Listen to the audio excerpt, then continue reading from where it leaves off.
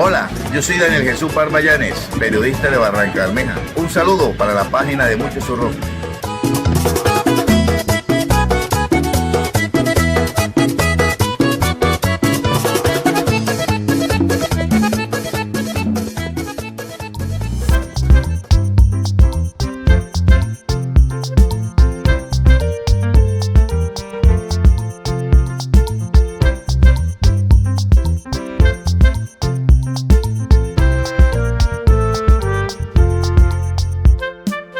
La siguiente publicación tiene el sello auténtico y de calidad de la página de Mucho Zurrón. Amor y sentido de pertenencia por Barranca Bermeja. Pase la voz.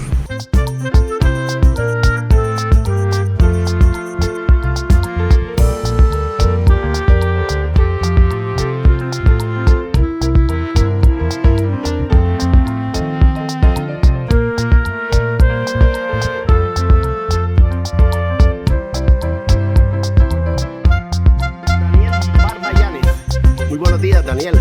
Buenos días, Mucho Zurrón, ¿cómo estás? Tenemos aquí como personaje del día, el personaje de Barranca Bermeja, a Daniel Barba Llanes, un periodista que distinguimos hace muchos años.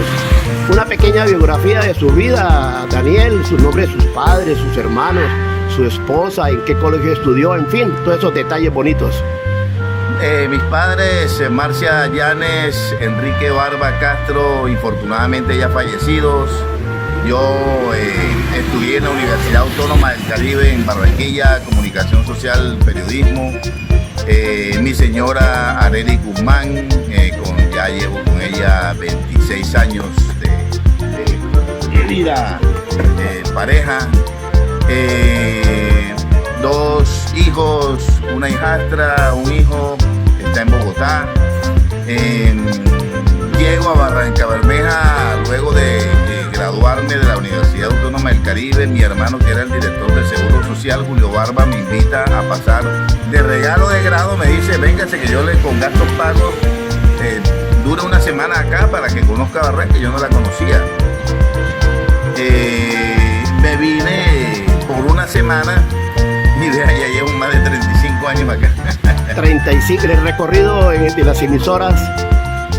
Normalmente la emisora base con la que siempre tuve la oportunidad de trabajar fue en La Voz del Petróleo. De hecho, La Voz del Petróleo antes era La Voz del Petróleo de Todelar.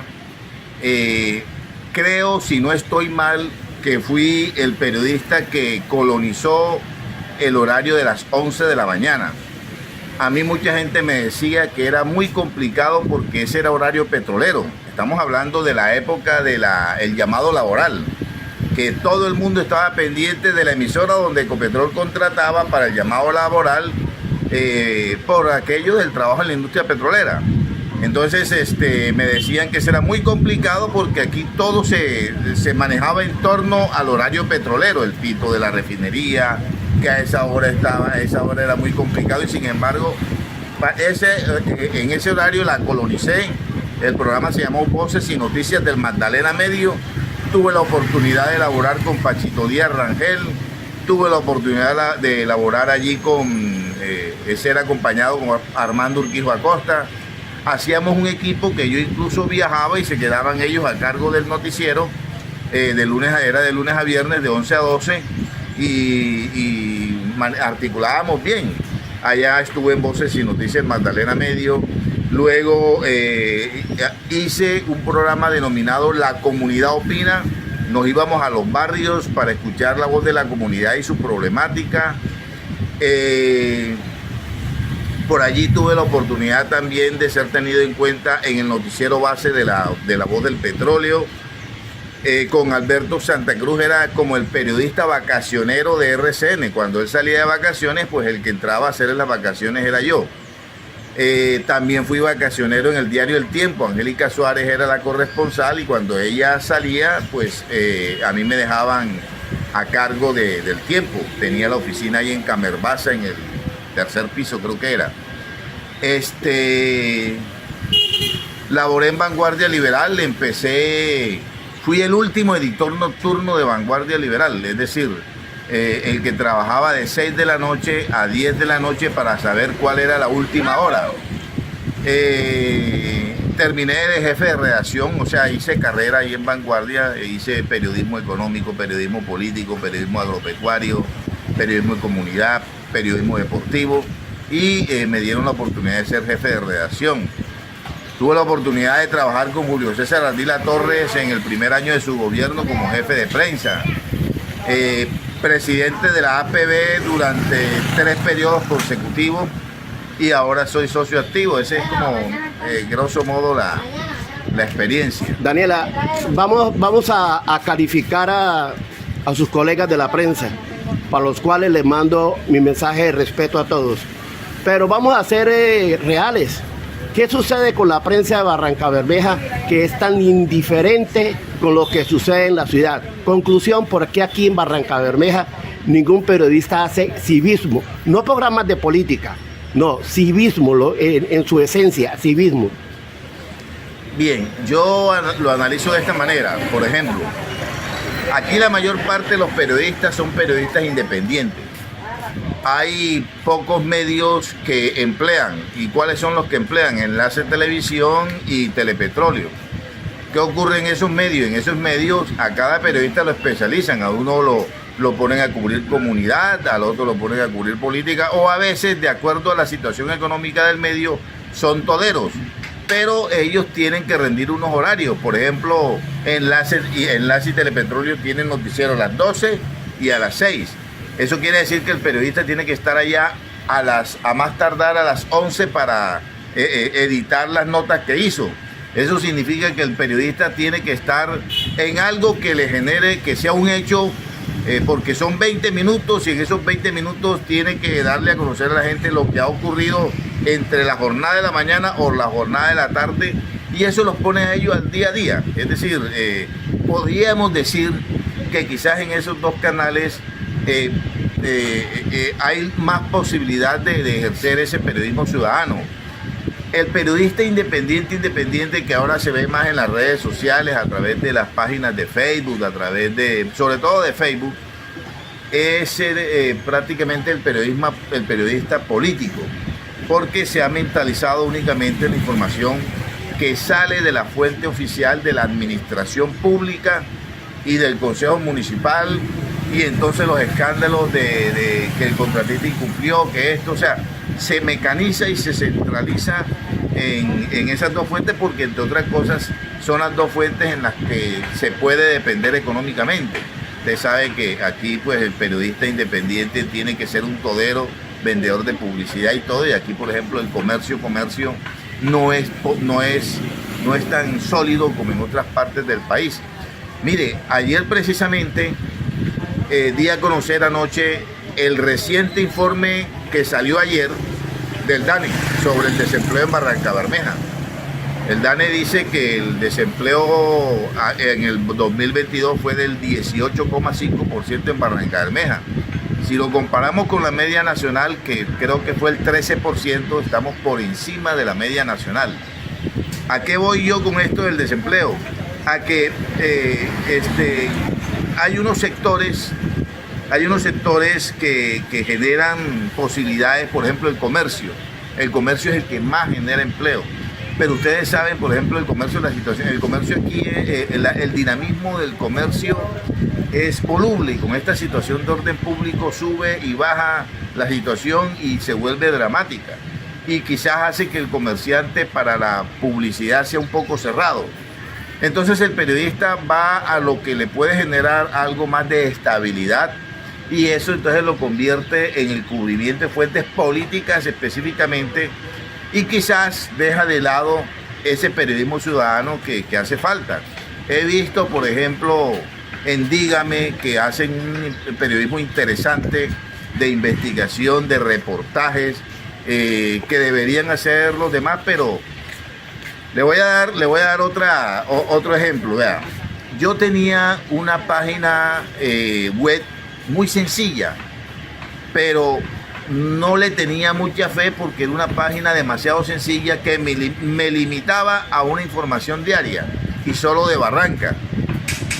Gracias a un amigo que me dijo: Daniel, quiero que usted financiarle una página web para que Entonces esa página web la volví una página web de noticias de todo tipo, internacional. ¿Y eso qué hace?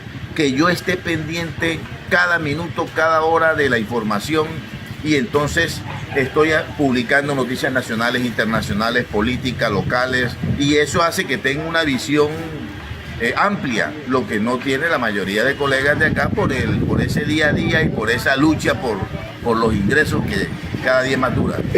Vamos a terminar. Necesito que me colabore con ese tema, en el sentido de tener amor por lo que vamos a decir. Las obras que se han hecho en Barrancabermeja, todos esos elefantes blancos, en especial esas últimas obras que se hicieron del Cristo Petrolero abandonado, la cancha Contraeco, los tubos esos que sembraron en el parque infantil, que nos salieron bastante caros, y todos esos elefantes blancos de Barranca. ¿Qué sucede con las obras en Barrancabermeja, Daniel? Usted como periodista, ¿qué pasa en Barrancabermeja? Aquí parece que los alcaldes trabajaran no por el plan de desarrollo que ellos construyen, sino por capricho. De pronto en el camino se le da, porque para ellos hay que hacer esto a última hora, porque de pronto un contratista amigo se lo recomendó y le gustó la idea. Ese es el caso de lo que hemos denominado el malucón, la peor obra que ha existido en Barrancabermeja, donde usted puede ver los volardos en cualquier parte de la ciudad. Parece que esos volardos los pegaron con baba. Una obra que el gobierno del Quimbueno contrató. El gobierno de Darío, cuando entró, paró esas obras, las suspendió, y luego por arte de magia volvieron a activarlas y le hacen un adicional. Esa obra no la recibió Darío. Ahí quedó esa obra. Esa obra, como no la reciben, ¿quién es el responsable? Tenemos contralores municipales que son contralores de bolsillo, que son como Shakira en su canción, ciegos, sordos y mudos, no ven nada. Entonces, teniendo un contralor de bolsillo que le dan la oportunidad de ganarse durante 4 años sin hacer nada, más de 14 millones de pesos mensuales, con todas las prerrogativas extralegales, pues lógicamente a alguien que le den ese regalo baila de la dicha. No hubo control con las obras. Por ejemplo, estamos hablando de esos elefantes blancos, o estamos hablando, por ejemplo, hicieron el parque infantil, era un parque que tenía una buena arborización. Quitaron los árboles y colocaron una refinería. Mire tanto así que ni el televisor funciona, ni el televisor que colocaron allí funciona. Entonces, sí, listo, dejaron un espacio importante para la práctica del deporte, pero fue una obra también a las carreras. Quizás lo mejorcito fue la cancha Contraeco, por lo que, listo, hicieron una transformación allí, pero parece que los alcaldes, mire este caso acá, parece que los alcaldes funcionaran a capricho, y esos caprichos se dieran porque sobre el camino se les dio, porque vea, vamos a terminar con esta obra y la hacemos, no la socializan. Creen que lo que piensan ellos es lo que necesita la ciudad. Y ese es otro de los fatales errores. Barrancabermeja, vea, ahorita estaba mirando un podcast que hace Vanguardia Liberal sobre esto de la transición energética, hasta dónde puede afectar a Barrancabermeja, porque es que Barrancabermeja sigue dependiendo sus ingresos en la mayor parte del petróleo por el pago de industria y comercio y predial, y hemos venido en esa burbuja, esos alcaldes trabajando, y esta ciudad no ha progresado como se merece. Esta ciudad debería ser una ciudad todavía 30 años más avanzada de lo que es. Tenemos un sector histórico que para otras ciudades del país es un escenario donde el turista viene a visitar, por ejemplo, a visitar la iglesia San Luis, a mirar acá la normal Cristo Rey, la normal superior, la normal de Señorita, un escenario que debía generar turismo, pero que no se hace, y cuando se exponen ideas la hacen es a capricho y no socializan. Entonces dice uno, bueno, la gente finalmente ha escogido mal. Y si vamos a la gobernación, peor. El señor gobernador, o sea, hemos tenido la dinastía Aguilar, el clan Aguilar, que ha hecho lo que le ha dado la gana y han sido tan sinvergüenzas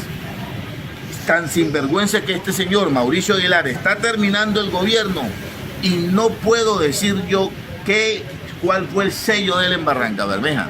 Y eso que el departamento se lleva la plata del petróleo de aquí para distribuirla en los municipios del departamento.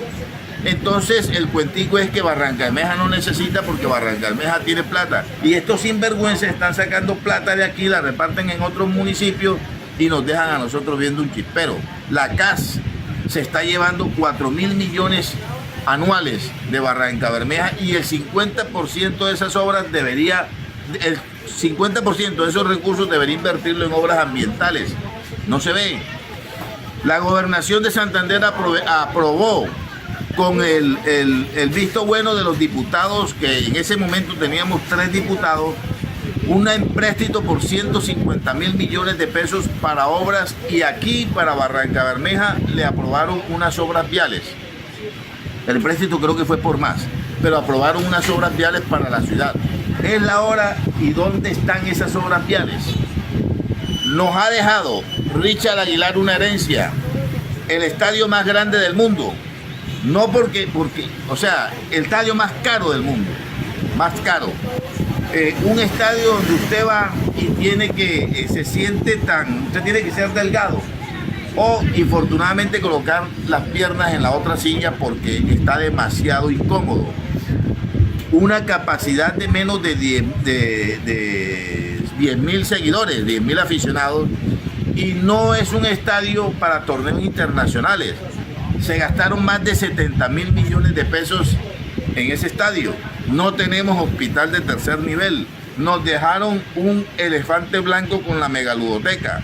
Nos dejaron otro elefante blanco como el Parque del Agua, Richard Aguilar, y el sinvergüenza del hermano Mauricio Aguilar, como si nada. Ya el tipo es tan sinvergüenza que él no viene a Barranca si no es para figurar cuando viene el presidente o el ministro de Defensa, y entonces ahí sí manda a su, entre comillas, comisionado para que venga aquí a repartirle a los abuelitos ayudas unas ayudas ortopédicas.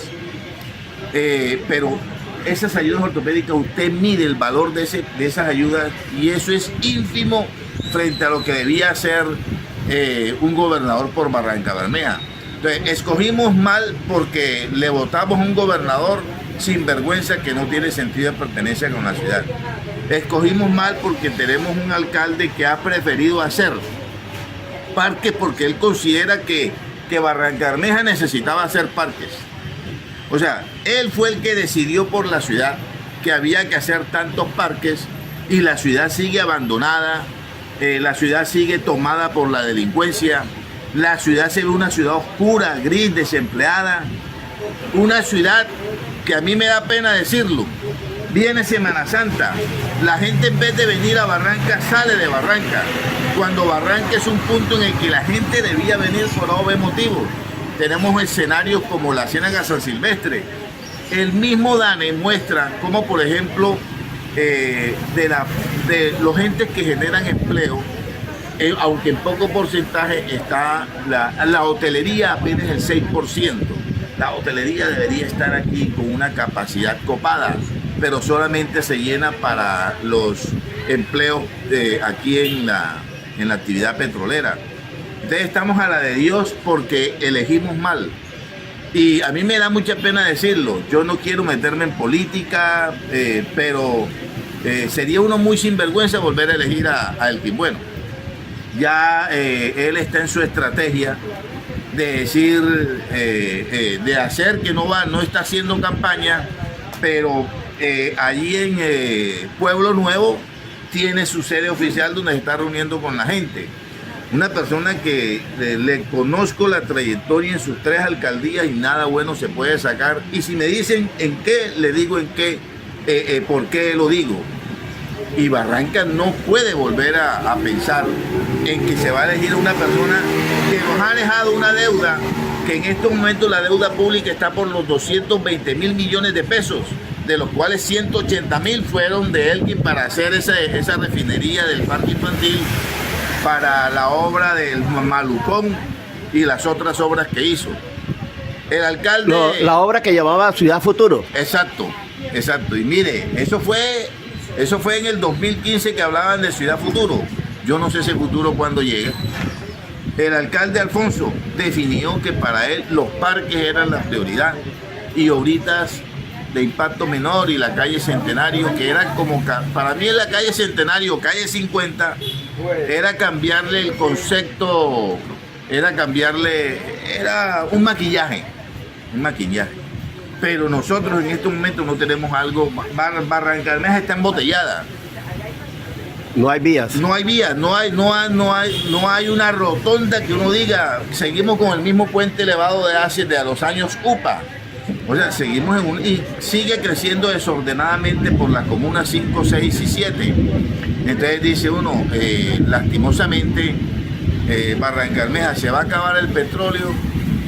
Y yo me imagino Barranca Bermeja sin el petróleo y si no ha aprovechado. Yo una vez, cuando vino Felipe Bayón, que le hicieron la despedida aquí en el parque infantil, yo le dije, presidente, le pregunté, presidente, venga, dígame qué le deja Ecopetrol a Barranca, pero no me diga que los impuestos, porque eso es obligación de una empresa, pagar el industria y comercio, el predial, no me diga que impuestos.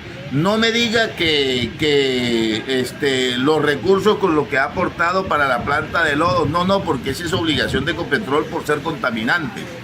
Dígame algo tangible que uno puede decir, le dejó a Barranca esto, por ejemplo, una fábrica, una empresa que produzca los subproductos de la petroquímica. Me dijo, usted tiene razón, pero aquí ¿quién a nivel de gremios nos ha hecho saber eso? Sobre esa parte sí le quiero hacer un poco de historia, Daniel. El Pozo Infantas fue descubierto o comenzó a sacarle de petróleo en 1908. Sí. Barranca Bermeja ha estado aquí de vecino a la refinería de Barranca Bermeja y ha sido ajena a lo que pase o deje de pasar dentro de la administración de Ecopetrol y dentro de la lucha de sus trabajadores. Eso es real, Daniel. Aquí ninguna administración, ningún alcalde, ningún concejal se ha personado de ser un líder y de estar informado qué es lo que pasa en Ecopetrol, qué es lo que se maneja y qué puedo yo opinar o sacar. Nosotros aquí miramos desde la indiferencia. Vea, cuando uno no conoce la historia, Daniel, cuando uno es ajeno a conocer la historia, pasa lo que está pasando en Barranca Bermeja. No tenemos amor ni sentido de pertenencia. Y los más interesados en borrar la historia es nuestra misma clase política. Y ha sido inferior, la clase política ha sido... Claro, ellos son los que han querido enterrarnos. Mire, ahí nada más a media cuadra, la Normal, donde estuvo la Madre Laura, la santa colombiana. Aquí ni ellos mismos saben que el Colegio de la Inmaculada fue fundado y con el apoyo de las religiosas donde la Madre Laura pertenecía. Pero quiero que aterricemos, porque ya llevamos 22 minutos, quiero que aterricemos con la situación de nuestros hermanos, mis vecinos, mis parientes, mis familiares del Paseo del Río. Quiero un concepto de Daniel Barba. ¿Qué opina sobre esta situación, de esta dura situación en Barranca Bermeja que a todos nos tiene con susto y en suspenso? Bien, aquí el alcalde, nadie está en desacuerdo con el desarrollo urbanístico de lo que ha sido el sitio donde empezó Barranca Bermeja a formarse, que es el muelle, el puerto. Pero, hombre, primero concerte, venga, yo necesito hacer una transformación urbanística. ¿Ustedes cómo la quieren?